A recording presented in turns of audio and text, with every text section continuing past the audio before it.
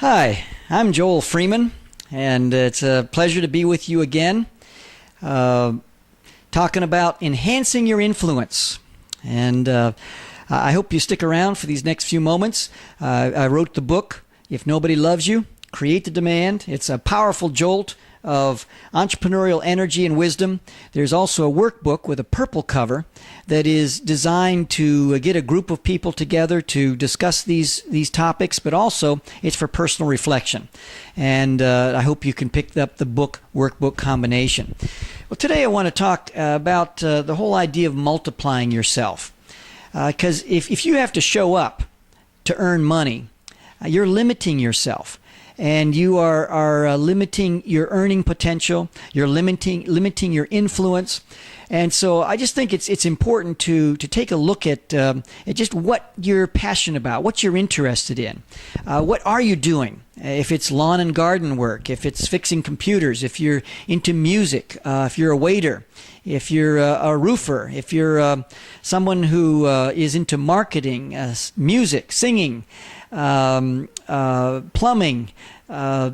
someone who is involved in dentistry or something like that, I want you to be thinking, and it's not limited to just those aspects, but thinking about ways that you can multiply yourself. And to establish yourself, I don't know of any better way to do this than to write, or to produce a DVD, or to produce something else that can, a CD, an audio book, or something like that can help to communicate and to take the ceiling off of your influence and also your earning potential.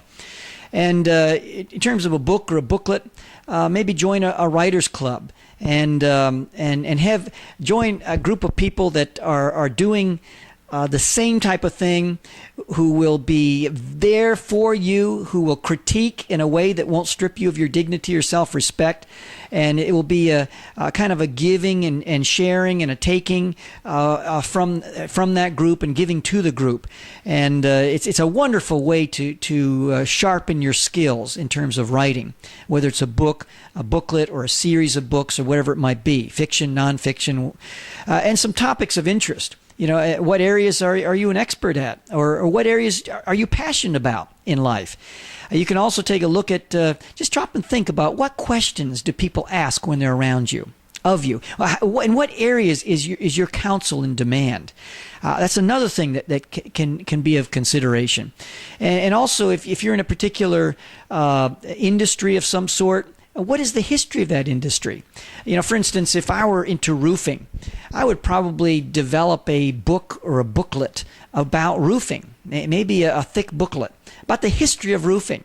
I'd get into sod huts, with the sod roof, and I'd go into different cultures, how the Chinese and Africans and others, might use cow dung or different things to build huts.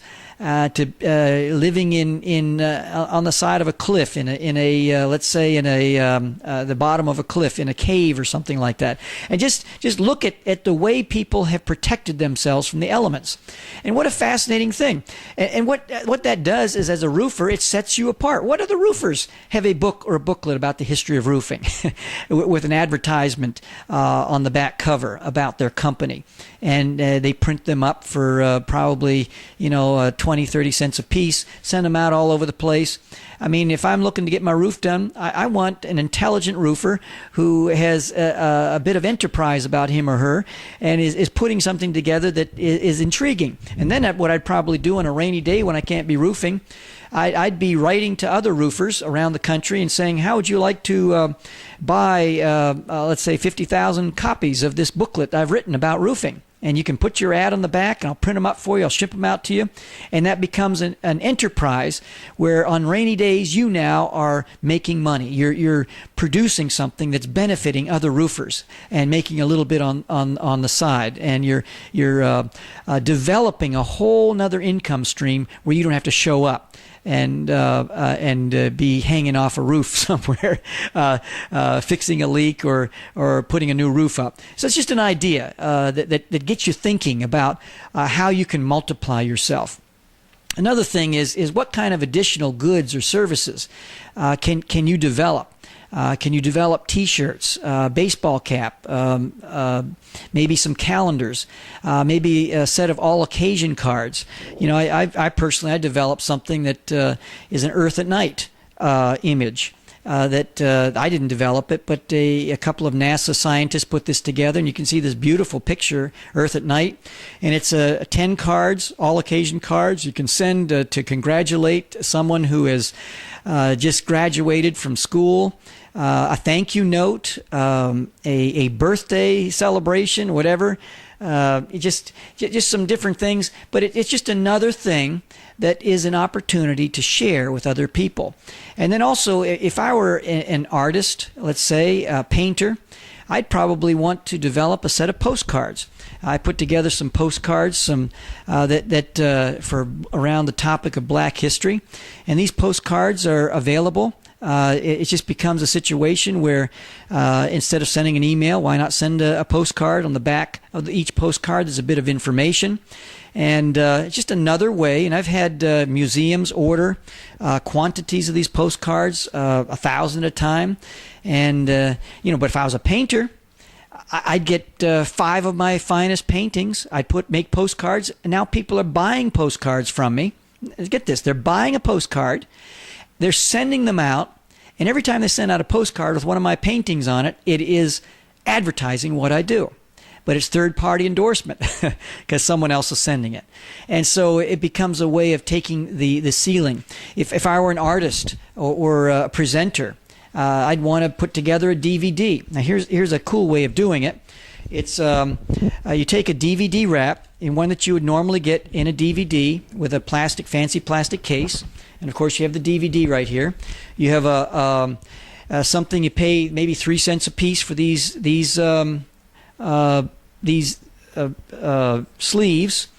You put the DVD in it, and you put it in the wrap. It's folded in half. The regular wrap is put in a DVD. You buy a 5x7 envelope, put that in there, and all of a sudden you can send something in the mail. If you're an artist, musician, and you're sending a review copy, rather than going through the expense of putting it all together in a DVD case, you now send something. It's cheaper to send. It's cheaper to manufacture because you buy the DVDs in spindles or the CDs, whatever you're sending, whatever medium. And now you have something you can send in the mail. I've sent out thousands of things like this. This DVD I did is called White Man's Journey into Black History. And it's a 2-hour presentation. I've sent out review copies, but I've sent other things out like this, and never had one destroyed or mangled in the mail. It's quite interesting. And I don't put any protective card stock or anything around it. Just send it the way it is. And it's just an inexpensive way to market yourself if you're in this type of industry. So these are just some ideas. I hope it gives you some creative thinking. And thanks for spending time here with this vignette. I'm Joel Freeman. Pick up the book. If nobody loves you, create the demand at workhardworksmart.com. And I'd love to to hear from you. And I'll see you again next time.